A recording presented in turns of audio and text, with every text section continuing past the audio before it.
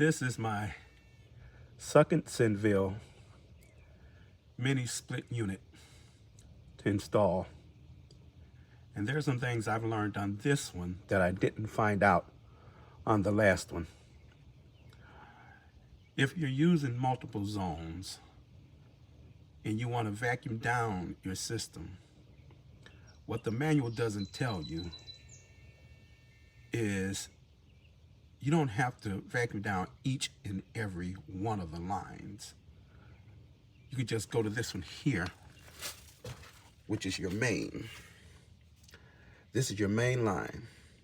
Instead of hooking up your vacuum system to each one of these lines and checking each one, hook it up to just this main one right here.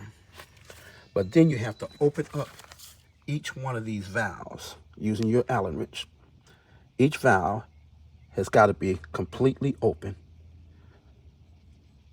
For my own reasons, I always open up the low side first. The low side is the bigger lines. And then I open up the high pressure side. And then I'll start my pump that'll do the vacuum down. And I'll read my gauges to ensure that I have no leaks. So let's take a look. I'm gonna try to prop this camera up so maybe you can see what I'm doing. Let's see about right there. Hopefully you can see there.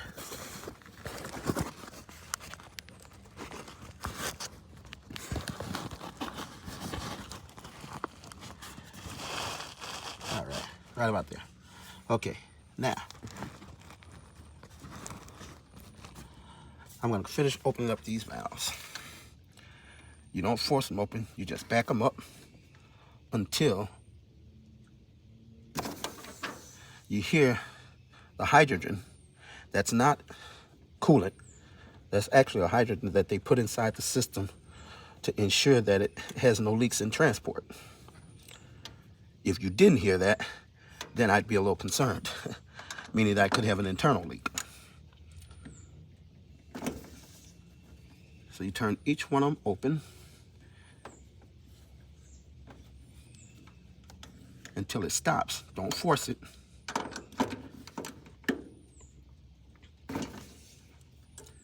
And you can hear the hydrogen release on each one. You have the same thing on your indoor units.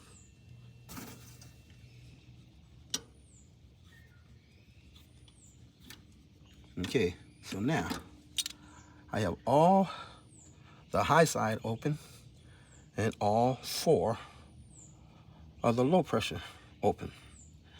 I have my line for my vacuum pump hooked up, and I have my yellow line on to my pump. We're not using this high pressure line, the red one.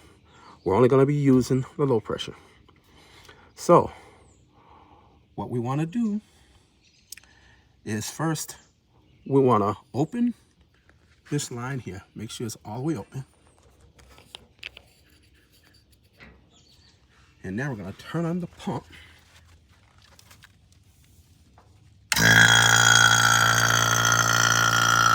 We're going to go over here to the unit. Now, you see the gauge is going down into about the almost a negative 30. What we're going to do is let this system run for about 20 minutes, half hour, and then we'll come back and we'll check it. And as we get ready to check it, the first thing we will do is close this line. Once we close this line, then we'll shut off this pump. When we shut off that pump, this line, this gauge should remain right where it's at. We'll leave that gauge for about another 15-20 minutes. Come back. If that gauge is right where it's at, your system is ready to operate. If it has moved, it tells you that there's a leak in one of your lines. And then you have to go through the process of tracing that leak down. Okay? I hope this video helped you, because I looked at a lot of YouTube videos for me to get this much help. Thanks.